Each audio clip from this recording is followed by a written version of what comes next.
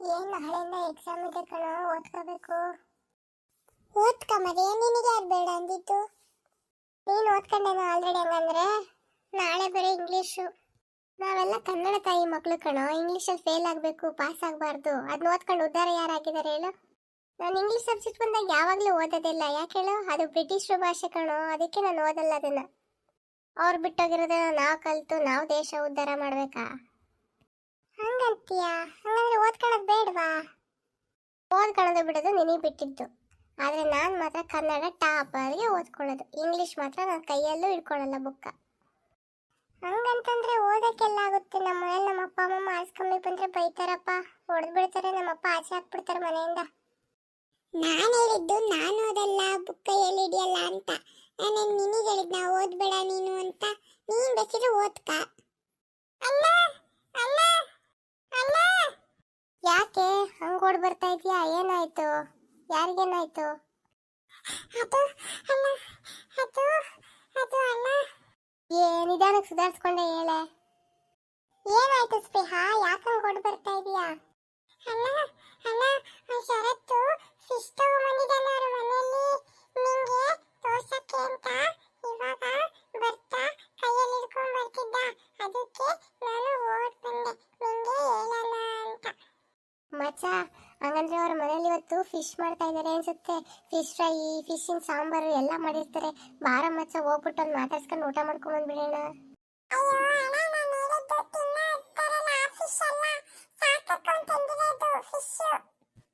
ಏನು ಸಾಕ್ತಾರಲ್ಲ ಆ ಫಿಶಾ? ತಗೊಂಡ್ ಬರ್ತಾ ಇದ್ದ, ನೀನು ತೋರಿಸ್ಬೇಕು ಅಂತ. ಅಲ್ಲ, ನನಗೂ ಬೇಕು, ನನಗೂ ಬೇಕು ಅಲ್ಲ ಫಿಶ್. ಪುಟ್ಟ ಆಳ್ಬೇಡ, ಸುಮ್ಮನೆ ಇರು. ಅವನೆಂತ ಫಿಶ್ ತರ್ತಿದ್ದ ನೋಡೋಣ. ನಾವು ಅದಕ್ಕಿಂತ ದೊಡ್ಡ ಫಿಶ್ ತಗೊಂಬರೋಣ, ಆಯ್ತಾ? ಸರಿ ಅಲ್ಲ, ನನಗೂ ಅದೇ ಥರದ ದೊಡ್ಡ ಫಿಶ್ ತಂದ್ಕೊಡ್ಬೇಕು ನೀನು, ಆಯ್ತಾ? ನೋಡೋಣ ಬಂದ. ಅವ್ನ ಕೈಯಲ್ಲಿ ನೋಡು, ಎಷ್ಟು ಚೆನ್ನಾಗಿರೋ ಫಿಶ್ ಬೌಲ್ ಇದೆ. 2 ಗೋಲ್ಡ್ ಕಲರ್ ಫಿಶ್ ಇದೆ, ಗಿಡ ಹಾಕಿದ್ದಾನೆ.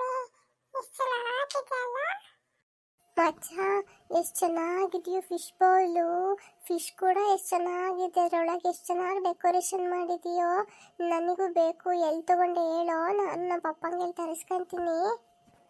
ನನಗೆ ಗೊತ್ತಿಲ್ಲಪ್ಪ, ಬರ್ತಾ ನಮ್ಮ ಅಣ್ಣ ತಗೊಂಬಂದಿದ್ದ, ಅದಕ್ಕೆ ನಿಂಗೆ ತೋರ್ಸೋಣ ಅಂತ ಬಂದೆ. ಮಚ್ಚ, ನಿನ್ನ ಫಿಶ್ ಬೌಲ್ ತುಂಬ ಚೆನ್ನಾಗಿದೆ ಕಣೋ.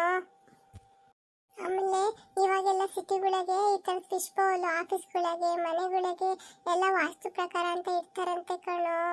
ಮನೆಗಳಿಗೆಲ್ಲ ಸಾಕ್ತಾರೆ ಇವಾಗ ಪಕ್ಷಿಗಳು, ಫಿಶ್ಶು ಎಲ್ಲಾನು. ಇಲ್ಲೋ ಮಚ್ಚ, ಅದು ಊಟ ಏನೋ ಕೊಡ್ತೀಯಾ? ಮಂಡಕ್ಕಿ, ಅನ್ನ, ಇಡ್ಲಿ ಎಲ್ಲ ಹಾಕ್ತೀಯ ಅದಕ್ಕೆ? ಇಲ್ಲೋ ಮಚ್ಚ, ಇದಕ್ಕೆ ಇಡ್ಲಿ ಅನ್ನ ಎಲ್ಲ ಹಾಕ್ಬಾರ್ದು ಕಣೋ, ಸತ್ತೋಗ್ಬಿಡುತ್ತೆ. ಇದಕ್ಕೆ ಅಂತ ಅದ್ರದ್ದೇ ಆದ ಒಂದು ಫುಡ್ ಕೊಟ್ಟಿದ್ದಾರೆ. ಅದಕ್ಕೂ ದುಡ್ಡು ಕೊಟ್ಟು ತರಬೇಕು, ಗೊತ್ತಾ? ಅದನ್ನ ಹಾಕಿದ್ರೆ ಮಾತ್ರ ಇದು ತಿನ್ಬಿಟ್ಟು ಜೀವಂತವಾಗಿರುತ್ತೆ. ಆ ಥರ ನೀನು ಹೇಳ್ತಾರೆ ಇಡ್ಲಿ ಅನ್ನ ಸಾಂಬಾರು ಹಾಕೋಕ್ಕೆ, ಅದನ್ನು ನೀನು ಅಂದ್ಕೊಂಡಿದ್ಯಾ? ಏನು ಅದಕ್ಕೆ ಅಂತಾನೆ ಫುಡ್ ಬೇರೆ ಇದೆಯಾ? ಅದು ದುಡ್ಡು ಕೊಟ್ಟು ತಗೋಬೇಕಾ? ಮತ್ತೆ ಅದು ಚಿಕ್ಕ ರಾಗಿ ಕಾಳು ಥರ ಇರುತ್ತೆ, ಕಲರ್ ಇರುತ್ತೆ ಗೊತ್ತಾ? ಅದನ್ನ ಹಾಕಿದ್ರೆ ಇದು ಬಂದ್ಬಿಟ್ಟು ತಿನ್ನುತ್ತೆ. ದಿನಕ್ಕೆ ಇಷ್ಟೇ ಹಾಕ್ಬೇಕು ಅಂತ ಇರುತ್ತೆ. ತುಂಬ ಹಾಕಿದ್ರೆ ಸತ್ತೋಗ್ಬಿಡುತ್ತೆ, ತಿನ್ನಲ್ಲ. ಮಚ್ಚ, ಹಂಗಂದ್ರೆ ನಾವು ನಮ್ಮ ಪಪ್ಪ ಮಮ್ಮಿ ಜೊತೆ ಶೃಂಗೇರಿಗೆ ಹೋಗಿದ್ವಾ, ಅಲ್ಲೊಂದು ಕಲ್ಯಾಣಿ ತರದಿದ್ದೆ. ಅದರಲ್ಲಿ ಸುಮಾರು ಫಿಶ್ ಇದಾವೆ. ಅವು ಕೂಡ ಮಂಡಕ್ಕಿ ಎಲ್ಲ ಹಾಕಿದ್ರೆ ತಿಂತ, ಗೊತ್ತಾ? ಇಲ್ಲೋ ಅದೇ ಬೇರೆ ಫಿಶ್ ಕಣೋ, ಇದೇ ಬೇರೆ ಫಿಶ್ಶು. ಇದು ಮನೆ ಸಾಕೋದು, ಅದು ಕೆರೆಯಲ್ಲಿ ಇರುತ್ತಲ್ಲ ಅದು ತಗೊಂಬಂದು ತಿಂತಿರಲ್ಲ ಫ್ರೈ ಮಾಡ್ಕೊಂಡು, ಆ ಫಿಶ್ಶೇ ಬೇರೆ, ಈ ಫಿಶ್ಶೇ ಬೇರೆ. ಇಲ್ಲ ಮಚ್ಚ, ಹಂಗಾರೆ ಇದನ್ನು ತಿನ್ನಕ್ಕೆ ಬರಲ್ವೇನೋ? ಇದನ್ನು ತಿನ್ನೋದೆಲ್ಲ ಬಿಟ್ಟರೆ ನೀನು ನನ್ನನ್ನು ತಿನ್ಕೊಂಡ್ಬಿಡ್ತೀಯ ಮಾರಾಯ.